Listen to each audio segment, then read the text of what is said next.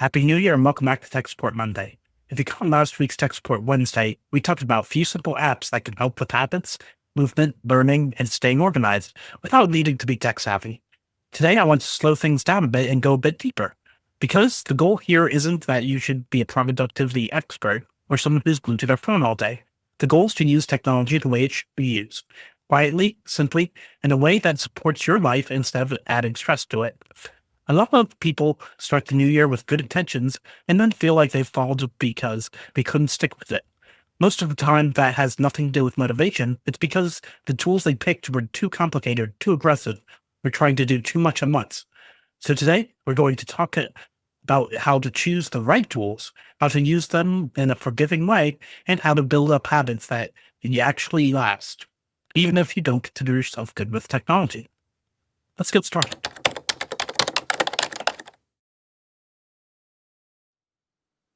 One of the biggest mistakes people make is downloading too many apps at once. You see a recommendation list, you grab 5 or 6 apps, and suddenly your phone feels overwhelming. If notifications start popping up and you're not sure which app does what, and eventually you stop using them at all. That's normal. It happens to almost everyone. A better approach is to think in terms of one goal, one app. If your goal is building daily habit, pick one habit app. If your goal is moving more, pick one fitness or one step tracking app. If your goal is learning something new, pick one learning app. You don't need a perfect app. You need one that feels easy to you. Here's an important thing that most people don't realize. Uninstalling an app doesn't work for you is not a failure. It's actually a good thing. It means you learned something about what doesn't fit your life.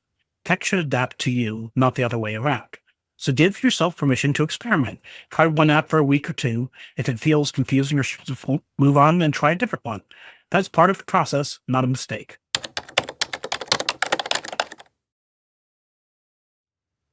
Habit apps are great, but only if you use them gently. A lot of people open a habit app, set 5 or 6 goals, miss a day, see a broken streak, and immediately feel discouraged. That guilt spirals is one of many reasons people quit. Here's the truth. Missing a day does not erase progress. Apps are built over weeks and months, not perfect streaks. A better way to use habit apps is to start very small. 1 or 2 small habits is plenty. Something so easy that it almost feels silly, like drinking a glass of water, stretching for 1 minute, or taking a short walk. Most habit apps also let you adjust reminders, turn off streak pressure, or mark habits as skipped instead of failed. Those settings matter more than most people realize. Bonus tip.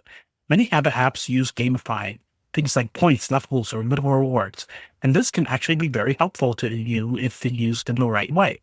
The goal isn't to win the app. The goal is to make showing up feel a little more fun and a little less like a chore. If earning a points or checking off the box gives your brain the small dopamine boost, it's not childish. It's how human brains work. Use that to your advantage. And if gamification stresses you out instead of motivating you, turn it off. The apps should serve you, not judge you. The biggest takeaway here is this. Habit apps are tools for encouragement, not discipline. When you use them with kindness instead of pressure, they become much more effective and much easier to stack with.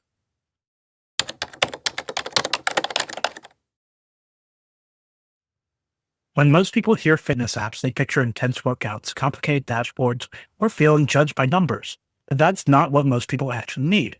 For everyday health, passive tracking is often the most useful thing. That just means your phone tracks your movements automatically in the background. Steps, walking time, or light activity without you having to do anything.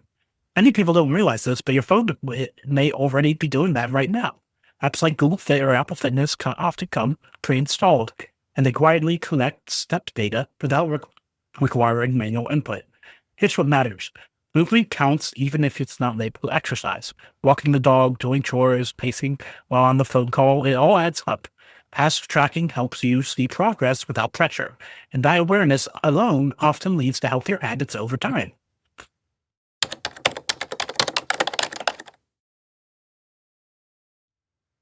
Learning something new doesn't have to mean taking a class or committing hours every week. In fact, for most people, short and consistent learning works better. Language apps like Duolingo or Babbel are great for examples for this approach. 5-minute lessons are great reminders and no to expectations of perfection. But learning apps aren't limited to languages. There are also apps for learning a little bit of something every day or every week, things like general knowledge, history, science, personal finance, or even creative skills. Apps like Brilliant, Khan Academy, Coursera, or short-form learning platforms let you explore topics at your own pace without feeling overwhelmed. The key is to treat learning like a habit, not a test. You're not trying to finish the app, you're just showing up regularly and letting the knowledge build up over time. A helpful trick is to tie learning to something you already do, like checking your phone in the morning or winding down in the evening. When learning something is part of an existing routine, it makes it much easier to keep up with.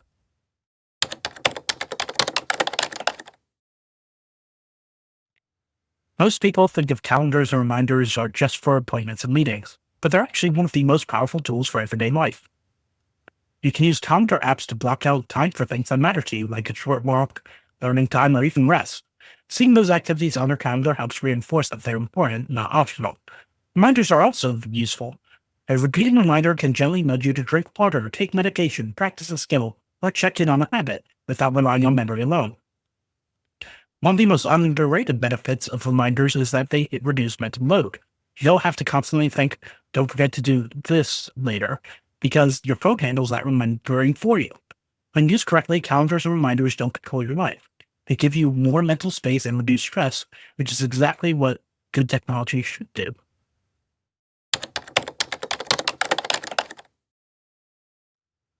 Before we wrap up, I want to talk about a few common mistakes that cause people to give up in using helpful tech, even when the tools themselves are actually good. The first mistake is trying to change too much at once. When you stack habits, workouts, learning goals, and reminders all at the same time, it quickly becomes overwhelming. Starting small isn't lazy, it's strategic. Another big issue is notification overload. Too many alerts can make apps feel stressful to use instead of helpful. Most apps let you adjust and limit notifications, and doing that early can completely change how usable the app feels. Comparison is another motivation killer. Seeing other people's streaks, progress, or achievements can make you feel like you're behind, but those numbers don't tell you the full story. Your progress only needs to work for your life. And finally, many people expect technology to create motivation for them. In reality, tech works best as a support system, a reminder, a nudge, a tracker, not a replacement for real life effort. When you treat these tools as helpers instead of judges, you're more likely to stick with them.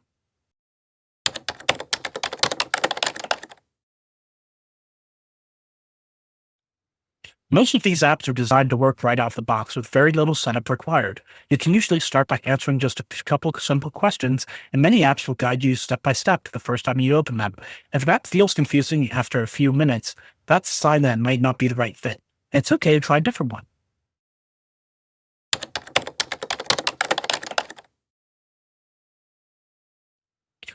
For most people, a smartphone is more than enough. Modern phones track steps and movement automatically as long as you carry them with you.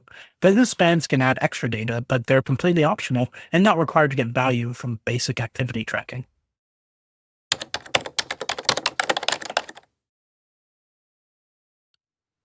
Yes, there are many apps designed specifically for short, no pressure learning. Some focus on daily lessons, weekly topics, or short videos and articles that you can explore at your own pace. These are great for curiosity based learning without deadlines, grades, or long term commitments.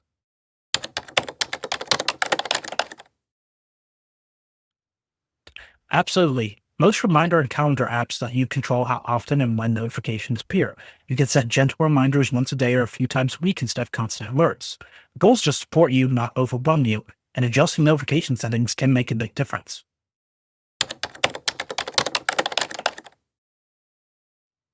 Not at all. Stopping or switching apps usually means you learned what didn't fit your lifestyle. Sometimes an app helps you build awareness for a short time, and that's enough. Progress isn't measured by how long you keep an app, it's measured by what you take away from using it.